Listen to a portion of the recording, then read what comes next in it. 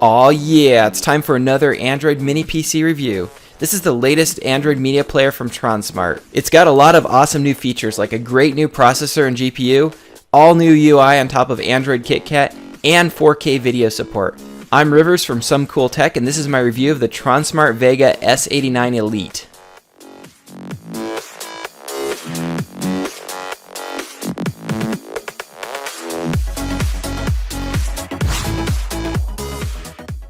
Let's start by taking a look at what comes inside of the box.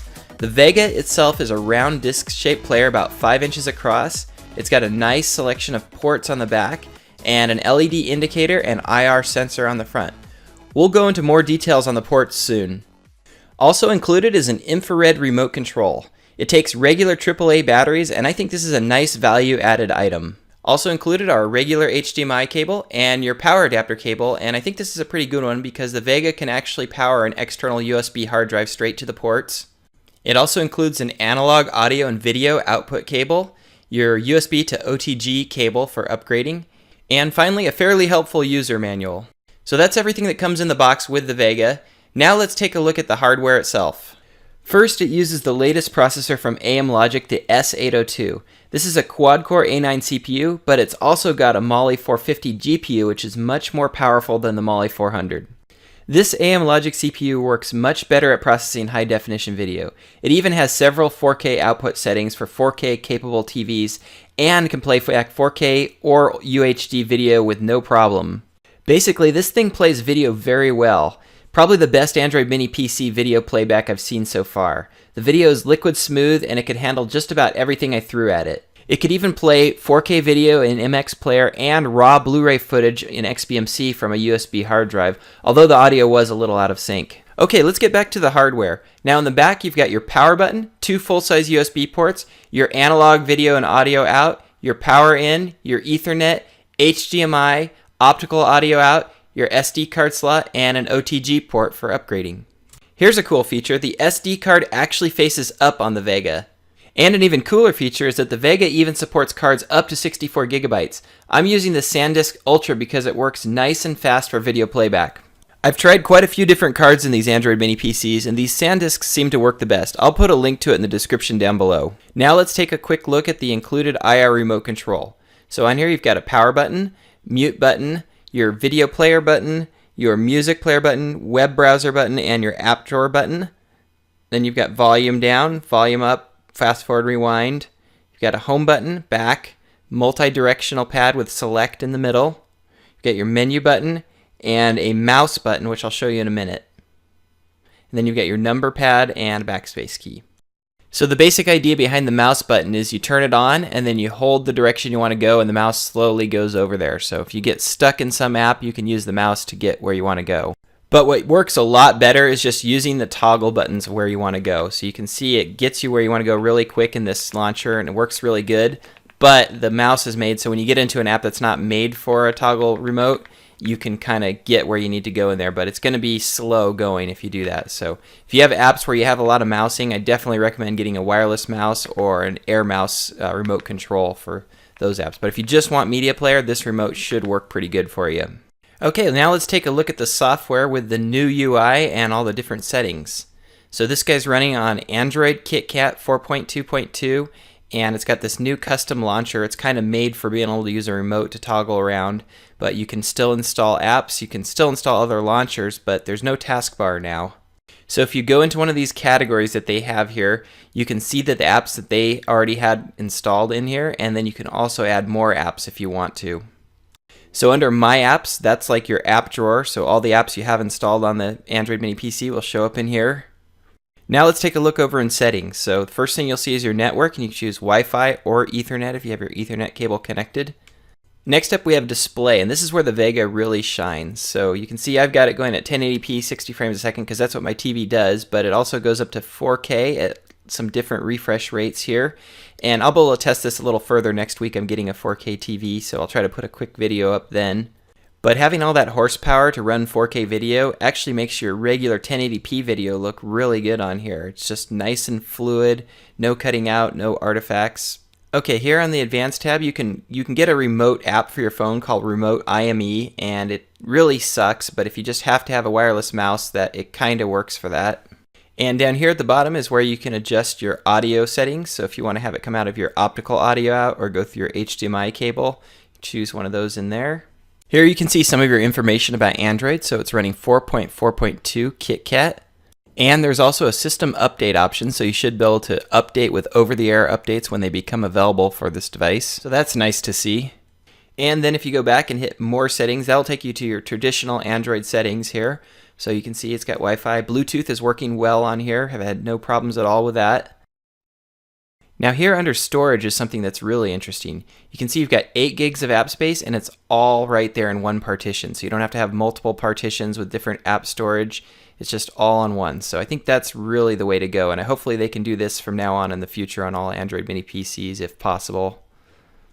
Okay, and here if you have an Air Mouse remote control and it's too slow or too fast, you can go to this pointer speed and adjust it up or down. This is kind of nice to adjust sometimes. See there, it's really fast. There, it's super slow. And right there is just about right on this one. And here's your kernel version and Android version over here. Just a little few more settings to take a look at. All right, let's run a couple benchmarks. So here's LinPack. I always do a quick CPU benchmark on there, and it's getting probably between about 200 and 286 on here. So that was a top score. But anyway, some of the best scores I've seen on an Android mini PC so far. Okay, now we'll shoot over to the webcam real quick, and it does support my Logitech C525 webcam. And it's actually recording awesome at 720p at 30 frames a second. So you can see it's nice and fast, no tracers, no jerkiness. Okay, now let's jump over to Antutu for the total system benchmark here. And it got a really good score, 25,389. So pretty good. Not as good as what I've seen on some websites, but maybe it's because I installed a whole bunch of different apps and something's slowing it down a bit. I don't know. Here you can see the last part of the Antutu benchmark compared to my Note 3, and they're getting similar frame rates, although I think the Note 3 is going a little bit faster, but the end result, the Note 3 just totally smoked this at 36,000. Okay, next up is Miracast. Is working really well on the Vega. I'm using my LG G-Pad 8.3 right here, and it's mirroring really well. Actually, I love LG stuff because it Miracasts really good all the time. My Samsung wouldn't even work. I got this error right here. I actually get this error a lot trying to mirror my Note 3 to a lot of different Android mini PCs, so I'll probably get an LG next time, probably the G3. Okay, now let's take a look at video playback on the Vega. So video playback works really well. XBMC works really well on here. You don't need a special version to run it, and I think it runs a lot better because this processor, all the files for it are open source, whereas Rockchip, the processor, it's all not open source, so people can't modify how it plays back video. So it just works great on here. And here you can see some different home footage I have. And usually home footage is really hard to play on these. It slows it down, it gets jerky, but just totally liquid smooth on here all the way around. In fact, I even tested some raw Blu-ray footage that I put onto my USB hard drive, and it played back no problem, except for that the audio is out of sync. But you can kind of tweak that in XBMC to get it to where you want it. So the video playback is very good on here. Here's another piece of footage I run on a lot of Android mini PCs, and this is actually shot in 60 frames per second, 1080p, and a lot of players will play it, but they'll slow down when they play it. In fact, this is the only one I've actually used that doesn't slow down when it plays it, so that's a nice feature right there.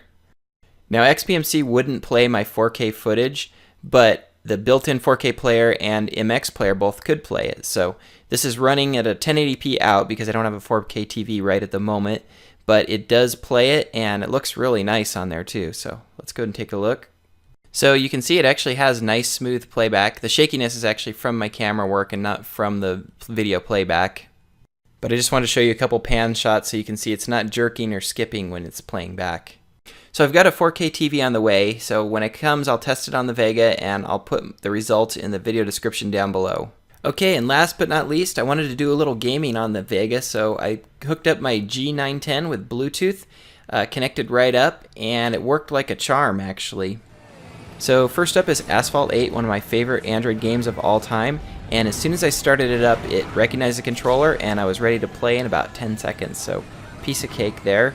In fact, all 3 games that I played on here, immediately recognized the controller, and I was ready to play within 30 seconds. Next up came Riptide 2, and it connected right up, and I think all these games actually look really good with a 1080p kernel on this, probably better than most Android mini PCs I've played on before, so just the video quality was just awesome on here. And finally, Dead Trigger worked great too. I just had to tell it had a controller, and then I was ready to go on here as well. And the video quality, again, just looks awesome on this device. And finally, I had to install a custom launcher just to see if it could be done. So I put Next Launcher 3D on here, and it's working pretty good. The icons just look amazing, just so crisp and clear because of the 1080p kernel.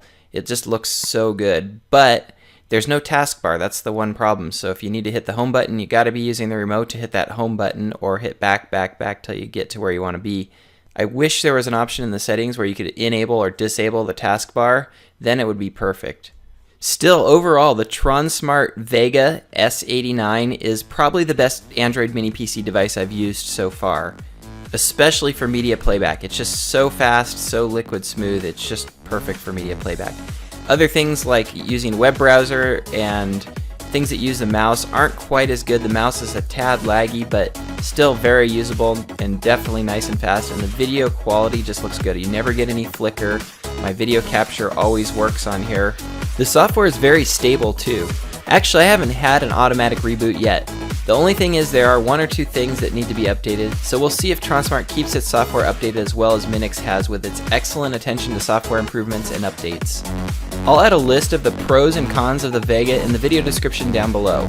That way as updates come out and things improve, I can keep everything up to date. Also, for more details, check out somecooltech.com.